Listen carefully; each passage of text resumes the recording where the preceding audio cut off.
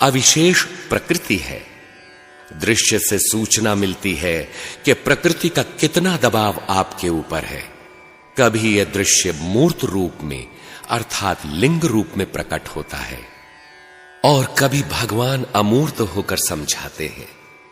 आकाशवाणी, अंग स्पंदन आदि जिसके कई रूप हैं। दृष्टा आत्मा चेतन ज्ञान स्वरूप और स्वभाव से सर्वथा शुद्ध है, निर्विकार है, किंतु बुद्धि वृत्ति के अनुरूप देखने वाला है। बुद्धि में वृत्तियों का जैसा दबाव है उसी आधार से यह दृश्य प्रसारित करता है। दृश्य का प्रयोग केवल दृष्टा के लिए है, किंतु जिस पुरुष का भोग और अपवर्ग रूपी कार्य पूर्ण हो चुका है उस पुरुष के लिए इस संयोग का कोई उपयोग नहीं रह जाता, फिर भी यह नष्ट नहीं होता। अन्य साधारण व्यक्तियों के मार्गदर्शन के लिए उसका उपयोग बना रहता है। उसके हित के लिए इस जानकारी का सूत्रपात उसे महापुरुष के माध्यम से होता रहता है। यह संयोग है क्या? स्वस्वामी शक्तियोः स्वरूपोपलब्धि हेतु संयोग। स्वशक्ति अर्थात दृश्य जो मोक्ष दिलाता है और स्वामी शक्ति पुरुष इन दोनों के स्वरूप की उपलब्धि संयोग है। यह दोनों साथ साथ कार्य करें, हमें उपलब्ध हो, हमारे साथ इनका संयोग हो, इनका मिलना संयोग है। इस संयोग के बिना साधन जागृत ही नहीं होता। संयोग का कारण अविद्या है।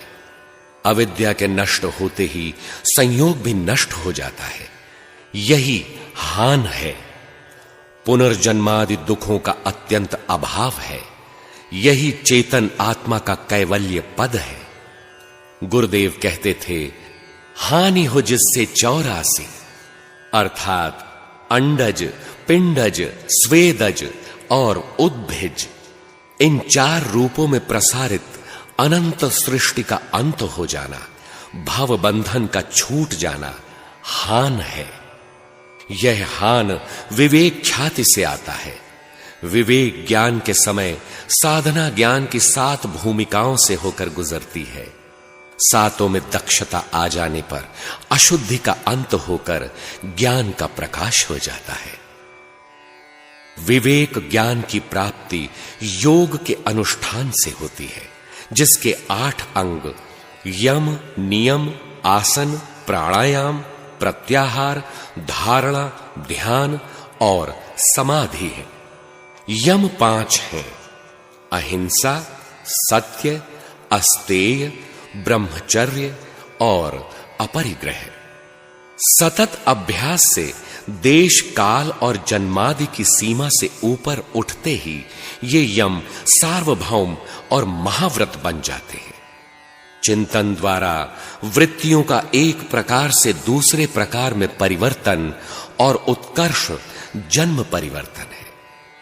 उत्कर्ष जिस स्तर तक है वैसा ही जन्म भविष्य में मिलता है। जन्म परिवर्तन से यमों के पालन में व्यवधान नहीं पड़ता, तब वे महाव्रत हो जाते हैं।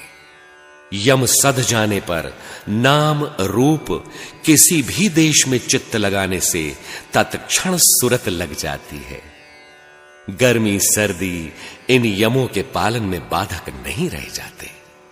यम इन अवरोधों से बाधित न होने पर, इससे ऊपर उठ जाने पर सार्वभौम कहलाते हैं।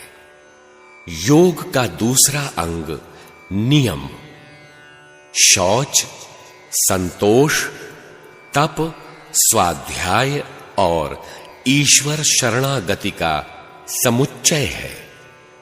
वितर्क अर्थात विजातीय तर्क इन नियमों के पालन में बाधा डालते हैं। इसके निवारण के लिए वितर्कों के विरोधी भावों की संकल्पना करनी चाहिए। यम नियमों के परिपालन से भजन में शांत, स्थिर, सुखपूर्वक बैठने की क्षमता आती है। जो योग का तृतीय अंग है आसन, योगासन के नाम पर समाज में तरह तरह के शारीरिक व्यायाम सिखाए जा रहे हैं, जबकि योग से उनका दूर का भी संबंध नहीं है। योग सम्मत आसन यम नियमों के सहज ढल जाने के कारण उनके पालन में प्रयत्न की शिथिलता आने और परमात्मा में मन लगाने से संपन्न होता है। यदि बाह्य शारीरिक व्यायाम ही आसन होता तो परमात्मा में मन लगाने की क्या आवश्यकता थी। आसन सधते ही द्वंद्वों का आघात नहीं लगता। इसके उपरांत प्रकृति में ऐसा कुछ भी नहीं है जो साधक को विचलित कर सके। राग द्वेषादि द्वंद्व साधक पर अब प्रभाव नहीं डाल पाते। आसन की परिपक्वता में श्वास प्रश्वास की गति का रुक जाना प्राणायाम है। किया गया था आसन और अवस्था प्रकट हो गई प्राणायाम की। जब आसन में सुखपूर्वक सुरत स्थिर हो जाती है, उस समय श्वास जो हम लेते हैं अर्थात सजातीय प्रवृत्ति, अक्लिष्ट वृत्ति, और प्रश्वास अर्थात जो हम आप बाहर निकालते हैं, त्यागते हैं, विजातीय प्रवृत्ति, क्लिष्ट वृत्ति, इन दोनों का नियंत्रण हो जाता है। श्वास एक निर्धारित आयाम में अर्थात नाम या रूप में प्रवाहित होने लगती है। इसी का नाम प्राणायाम है। यम नियमों के परिपालन से आसन की अवस्था आई और आसन सधते ही प्राणायाम की स्थिति प्रकट हो गई। प्राणायाम के 4 क्रमोन्नत सोपान हैं। बाह्य वृत्ति, आभ्यंतर वृत्ति, स्तंभ वृत्ति प्राणायाम देश काल और संख्या द्वारा देखा जाता हुआ दीर्घ और सूक्ष्म होता जाता है। बाह्य वृत्ति प्रकृति की ओर देखती है। आभ्यंतर वृत्ति ईश्वर पथ में योग साधना के अंग प्रत्यंगों का विश्लेषण करती है। चिंतन बाह्य वृत्ति का है तो काम, क्रोध, लोभ इत्यादि किस देश में कितने समय तक रुका, वहां से उसे हटाकर स्तंभ वृत्ति में लगाएं। इसी तरह आभ्यंतर वृत्ति में गया चित्त विवेक, वैराग्य, शम, दम किस देश में कितने समय तक रुका संख्या द्वारा ज्ञात करें और वहां से हटाकर स्तंभ वृत्ति में लगाएं। इस प्रकार निरीक्षण करने से एक स्तर ऐसा आता है कि बाह्य आभ्यंतर विषयाक्षेपी चतुर्थ, बाह्य और आंतरिक विषयों का सर्वथा रुक जाना चौथा प्राणायाम है। प्राणायाम संपन्न होते ही प्रकाश स्वरूप परमात्मा और साधक के बीच पड़ा वृत्तियों का आवरण क्षीण हो जाता है। ईश्वर प्रतिभासित होने लगता है। मन में स्वरूप को धारण करने की क्षमता आ जाती है। आरंभिक अवस्था में साधक का मन नाम या रूप में टिकता नहीं। प्राणायाम के सधते ही यह विचलन समाप्त हो जाता है। नाम या रूप में कहीं भी सुरत स्थिर करना चाहे कर सकेंगे। योग का 5वां प्रस्तर है प्रत्याहार।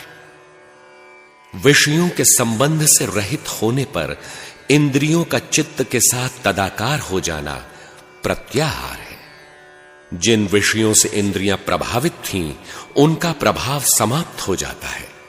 प्रत्याहार सधते ही इंद्रियों की परम वश्यता हो जाती है, जो जितेंद्रिय पुरुष की अवस्था है।